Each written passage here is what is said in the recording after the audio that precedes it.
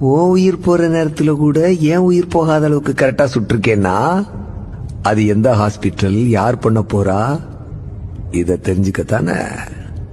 ஏய், ஒரு உயிர் இன்னொரு உயிரை கொல்றதுல தப்பு இல்ல, அதான் நேச்சர். அதனாலதான் கடவுள் ஒரு உயிர் கூடவா இன்னொரு உயிரை படைச்சிருக்கான்.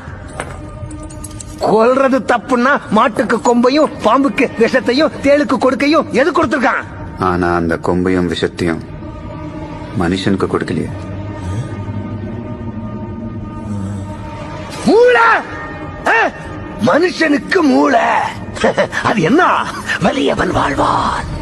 வீக்கானவன்களா ஒன்னா சேர்ந்து அவன்களை காப்பாத்திக்கிறதுக்காக கொண்டு வந்ததா சட்டம்.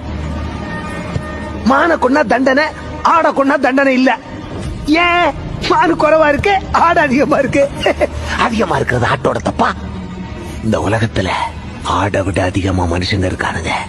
அவன்களை கொண்டா என்ன தப்பு? லட்ச வருஷத்துக்கு முன்னாடி ஒருத்தனை கொண்டு அவன் பொண்டாட்டிய தூக்கிட்டு ஓடினதுதான் மிச்சம் எல்லாருக்கும் குகைக்குள்ள வாழணும்னு தோணுச்சு.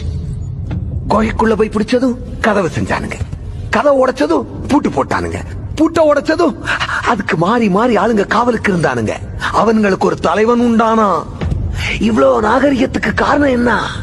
பயம். அதை கொடுத்தது யாரு? நாங்க. ஆனா எங்களுக்கு பயம்னா என்னன்னே தெரியாது.